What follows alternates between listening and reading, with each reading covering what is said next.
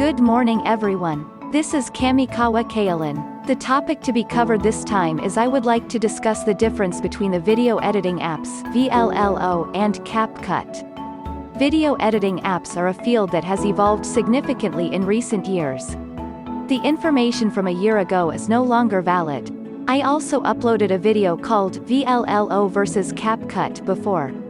After that, both apps seem to be in a fierce competition for improvement. Both apps are completely different. There are quite a lot of video editing apps other than these two apps. I think it is impossible to try everything, which one is better. I also argue about which is the best. I even felt that it was meaningless anymore. That's because what users want from a video editing app depends on the person and the purpose. I think one of the major reasons is that they are completely different. Also, in each app, the functions that can be done and the functions that cannot be done are clearly separated. This is because there is no longer an app that says all is okay with this one type. This function is this app, that function is this app. Even if you make one video, it is finally completed by using several apps together. I think that such assembly line work is being done realistically now. However, if you don't understand which app has which function, I can't do what I want to do. This time, VLLO and CapCut have distinct functions that can be used and functions that cannot be used. I will explain this point again this time. Let's get started. First, when loading a video or still image with each app, VLLO can be read from other than the camera roll, for example from the cloud. In comparison, CapCut can only be read from the camera roll. This is CapCut, which has to move images stored in the cloud to the camera roll. With VLLO, which can be read from the camera roll as it is, there is a big difference in usability. Especially in the cloud such as Microsoft OneDrive and Google Drive, the video is automatically saved from the camera roll. VLLO has direct access to its cloud, so for those who want to search for files in the cloud, VLLO is overwhelmingly easier to use. 2. VLLO can now share projects. You can save the unfinished ones in the cloud. Others can load and modify projects stored in this cloud. CapCut doesn't have such a feature. In this respect as well, VLLO is easier to use for those who want to create videos jointly. Also, being able to save in the middle is extremely important to prevent loss.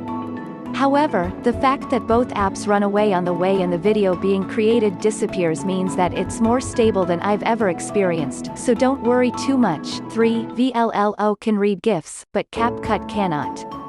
This is also very important for those who want to work with GIFs. 4. VLLO has as few screen ratios, aspect ratios, as 7 types. There are 9 types of CapCut. In particular, the 3:4 aspect ratio I use is not in VLLO, which is very inconvenient. CapCut has this aspect ratio, which is extremely useful to me. 5. VLLO produces a waveform that matches the voice, so it is easy to match it with the text. But with CapCut, there is no waveform. This is extremely inconvenient when pasting text. If you really want to put it out, extract only the audio from the same video again and you can get a waveform by pasting it, but it is troublesome twice.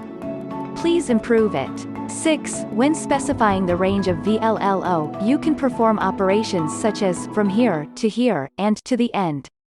When you use this function, it is very easy to match the pasted image. It's a feature you'll use many times, so I definitely want CapCut. 7. VLLO allows you to set the time of the loaded photos at once. For example, when you want to make a slideshow with all the photos every 5 seconds, it is very convenient because you can match them all at once.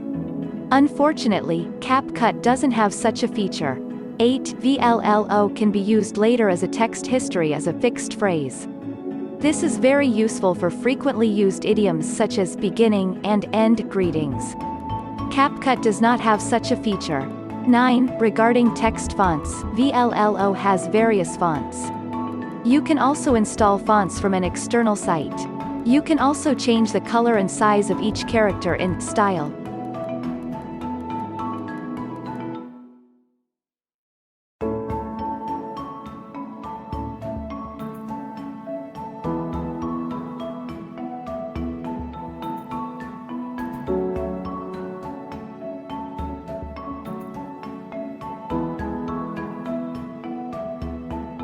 However, in general, there is only one character color, which is generally plain. You can't use very noticeable text styles for thumbnails, etc.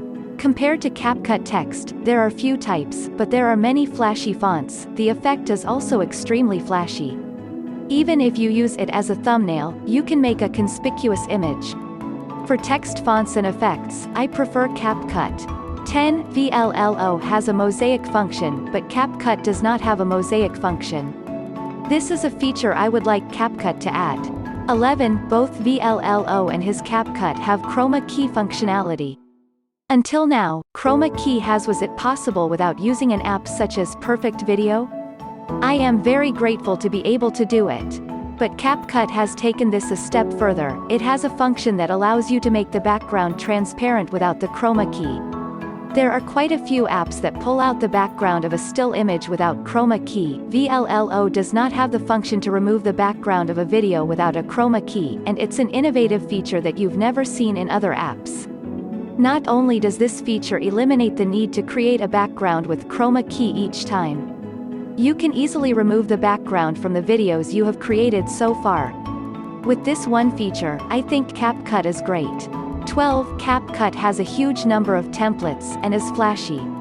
You can create so-called good-looking videos. In comparison, VLLO is small in number, sober, and it is not possible to create very flashy videos. In this regard, CapCut will be better off. 13. CapCut has an extremely large number of transitions and is flashy. 13. VLLO is few in number and sober. In this respect as well, CapCut will be better off. 14. CapCut is playful and flashy, with facial corrections, animations, and voice changes. VLLO does not have such a function and is sober. 皆さんごきげんよう、上川薫です。皆さんごきげんよう、上川薫です。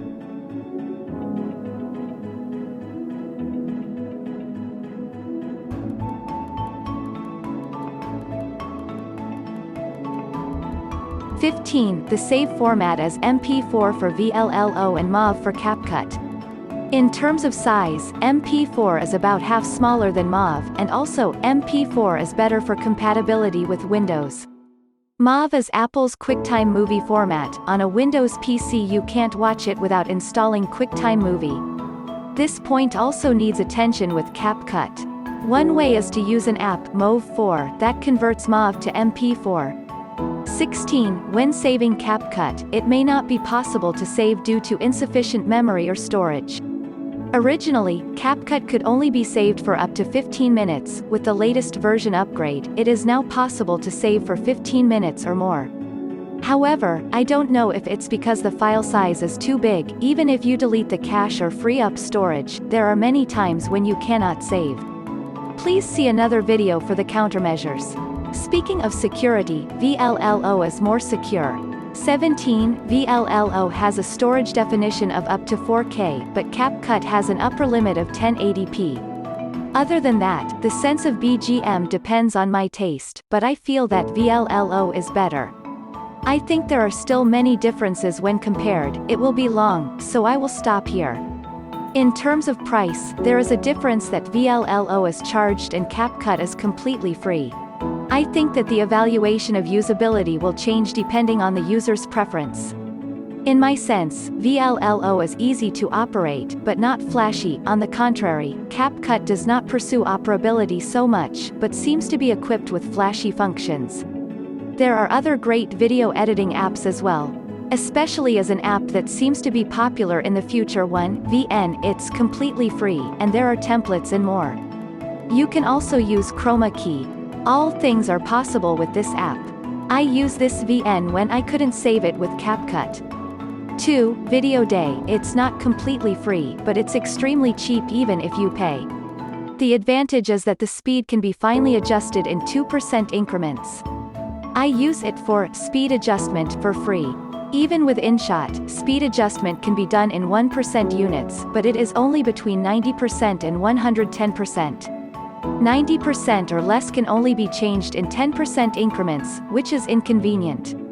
In that respect, Video Day is useful because it can be changed in 2% increments between 20 and 100%. 3. Adobe's Rush. It's not completely free, but you can change the aspect ratio freely instead of fixed portrait. I use it for free to change the aspect ratio. By shortening the aspect ratio only horizontally without changing the height, you can do processing that makes your body look thin. However, the face will be vertically long, so you need to correct the face with another app. The functions that can be used differ depending on the app.